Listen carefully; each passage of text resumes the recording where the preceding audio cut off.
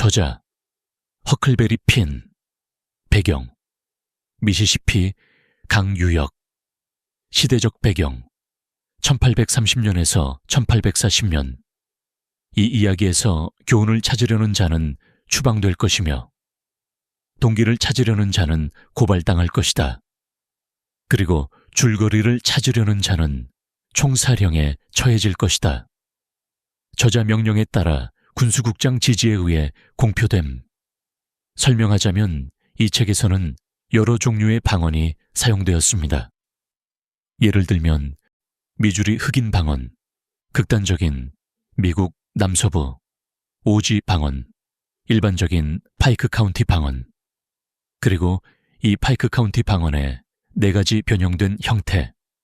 이러한 말투의 차이는 대충 추측으로 하거나 즉흥적으로 만든 것이 아니라 직접 그 방언을 잘 아는 개인적 경험과 신중한 관찰에 기반하여 공들여 표현한 것입니다. 현재에는 대표적으로 문제가 되는 표현들이 있습니다. 인종차별적 용어들, 특히 흑인 캐릭터, 짐과 관련해 당시 사용되던 N워드가 반복적으로 나옵니다. 지금은 절대 사용하지 않는 단어입니다. 작가는 그 시대 사람들의 말투와 사고방식을 사실적으로 묘사하려 했지만 지금 읽는 사람들에겐 상처가 될 수 있는 언어입니다. 그리고 고정관념적인 묘사가 많습니다. 흑인 등장인물들을 단순화하거나 순종적이고 유순한 이미지로 그린 점과 여성 캐릭터들도 대체로 보호받아야 할 존재 혹은 도덕교사의 역할로만 나옵니다. 또한 구어체의 깃든 편견이 많이 드러나 있습니다. 방언이나 억양을 재현하는 방식이 지금 보면 특정 계층이나 인종을 희화화하는 것처럼 느껴질 수 있습니다. 그럼에도 이 책을 지금도 많이 찾는 이유는 역사적 맥락을 이해하는 데 도움이 됩니다. 허클베리 핀과 짐이 함께 겪는 여정을 통해 작가는 당시 사회에 대한 비판과 풍자를 담고 있고 마크 트웨인은 오히려 그 시대의 모순과 위선을 드러내려고 했던 작가라는 것을 알 수 있습니다. 이 서문은 작가 마크 트웨인의 유머 감각이 잘 드러나는 부분이에요. 특히 줄거리를 찾으려는 자는 총사령 같은 표현은 이야기의 목적은 오락이지 도덕 교육이나 구조 분석이 아니다 라는 걸 풍자적으로 보여주죠. 청취자 여러분이 원문 그대로의 언어들과 이 책 속 모든 인물들이 말을 잘 못하고 어설프게 똑같이 말하려 한다고 오해할 수 있고 현재의 문제가 되는 차별적 언어들이 지금은 쓰면 안 된다는 것을 이해하고 들어주시기 바랍니다. 너희는 내가 누군지 모를 거야. 톰 소여의 모험이라는 책을 읽어보지 않았다면 말이지. 하지만 그건 별로 중요하지 않아. 그 책은 마크 트웨인이라는 사람이 썼고 대체로는 진짜 있었던 일을 썼어. 물론 좀 과장된 부분도 있긴 하지만 대부분은 사실이야. 근데 그게 대수라고. 살다 보면 한 번쯤은 누구나 거짓말을 하게 마련이니까. 톰의 이모 폴리 아주머니나 과부 더글러스, 메리 말고는 다 그랬지. 폴리 아주머니, 그러니까 톰 소여의 이모, 그리고 메리, 그리고 더글러스 과부에 대한 얘기는 그 책에 다 나와 있어. 거의 다 사실이긴 한데 내가 말했듯이 좀 과장된 부분도 있긴 하지. 자, 그 책 마지막 부분에선 이렇게 끝났어. 톰과 나는 도둑들이 동굴에 숨겨둔 돈을 찾아냈고 우리는 부자가 됐지.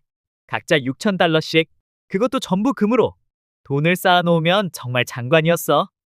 그래서 대법관 대처가 그 돈을 이자로 돌려놨고 우린 1년에 하루에 $1씩 받았지. 사람이 그 돈을 다 어떻게 써야 할지 모를 정도였어. 더글러스 과부는 나를 자기 아들처럼 데려다가 키우기로 했고 날 좀 문명인으로 만들겠다고 하더라고. 근데 말이지, 그 집에서 사는 건 정말 고역이었어. 그 과부는 정말 너무 착하고 규칙적이고 말쑥했거든. 그래서 더 이상 못 견디겠어서 도망쳤지. 다시 내 헌 옷을 입고 예전처럼 돼지통 설탕통에서 살며 자유롭고 만족스럽게 지냈어. 근데 톰 소여가 날 찾아와서는 도둑단을 조직할 거라고 하면서 내가 과부 집으로 다시 돌아가서 말 잘 듣는 척하면 들어오게 해주겠다는 거야. 그래서 결국 다시 돌아갔지. 과부는 날 보며 울었고 불쌍한 길 잃은 어린 양이라고 부르면서 별별 말들을 다 했지만 다 악의는 없는 말이었어. 과부는 또 새 옷을 입히려고 했고 나는 땀이 줄줄 나고 숨 막힐 것 같았어. 그때부터 또 똑같은 생활이 시작된 거야. 종이 울리면 저녁 먹으러 가야 하고 식탁에 앉자마자 바로 먹는 것도 아니고 과부가 고개를 숙이고 음식 위에서 뭔가 중얼중얼 기도라도 해야 그제야 먹을 수 있었지. 사실 음식엔 아무 문제도 없었어. 다만 모든 음식이 따로따로 요리되어 있었을 뿐이야. 근데 말이지, 이런저런 음식이 한 통에 뒤섞이면 국물도 섞이고 맛도 어우러져서 훨씬 나은데 말이야. 저녁 먹고 나면 과부는 성경책을 꺼내서 내게 모세랑 갈대바구니 이야기를 가르쳤어. 난 처음엔 정말 궁금해서 관심을 가졌지. 그런데 나중에 보니까 모세는 오래전에 죽었다는 거야. 그래서 흥미가 싹 사라졌어. 나는 죽은 사람에겐 관심이 없거든. 조금 지나니까 담배가 피고 싶어졌어.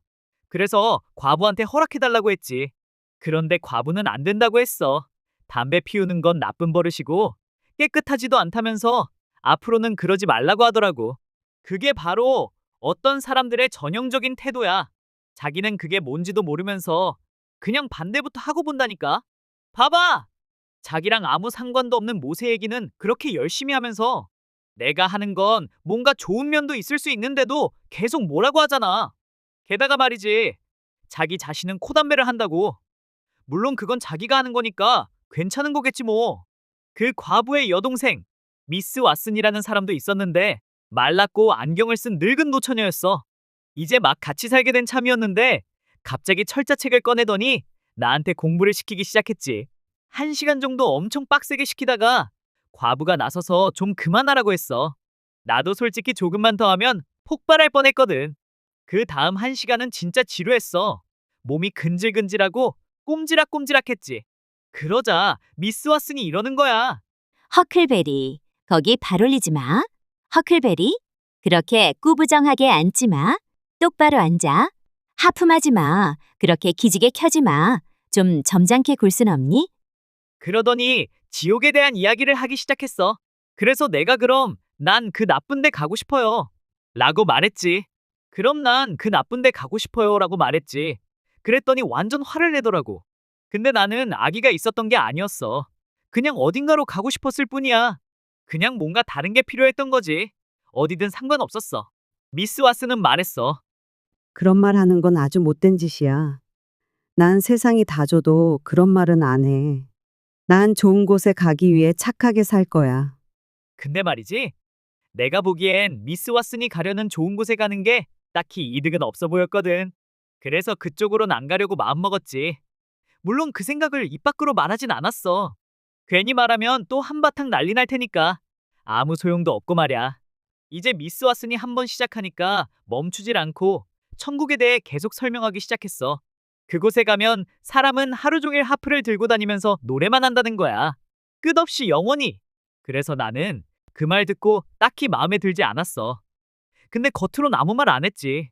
대신 톰 소여도 그 좋은 곳에 갈 수 있냐고 물었더니 미스 왓슨이 말하길 절대 못 갈걸? 이라고 하더라고. 나는 그 말 듣고 속으로 기뻤어. 왜냐면 톰이랑 같이 있고 싶었거든. 미스 왓슨은 계속 나한테 뭐라고 하고 그게 점점 귀찮고 외로워지기 시작했어. 그러다가 흑인 아이들을 데려와서 다 같이 기도를 드리고 그 다음엔 모두 잠자리에 들었지. 나도 촛불 하나 들고 내 방으로 올라갔어. 촛불을 책상에 올려두고 창가에 앉아서 기분이 좀 나아지는 생각을 해보려고 했는데 소용없더라고. 너무 외로워서 거의 죽고 싶을 정도였어.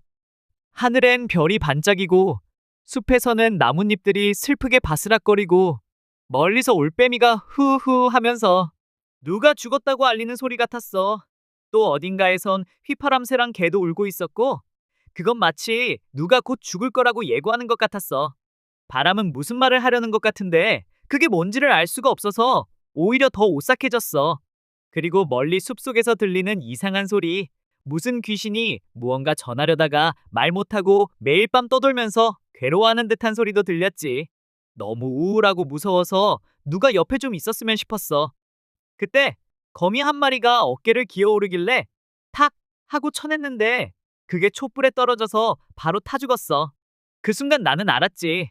이건 큰 불운이다. 누가 가르쳐주지 않아도 딱 느낌이 왔어.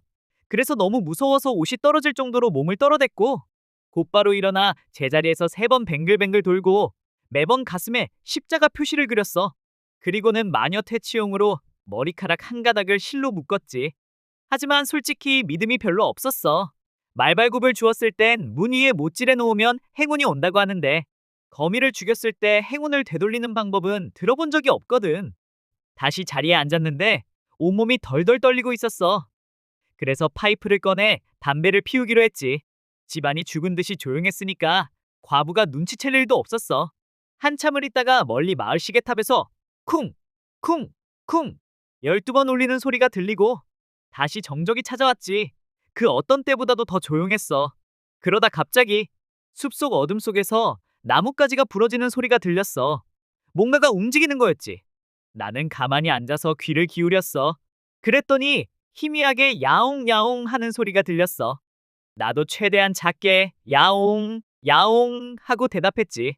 그러고는 촛불을 꺼버리고 창문을 통해 지붕 위로 기어나갔어. 지붕에서 살금살금 내려와 나무들 사이로 몸을 숨겼지. 그리고 아니나 다를까? 거기엔 톰 소여가 날 기다리고 있었어.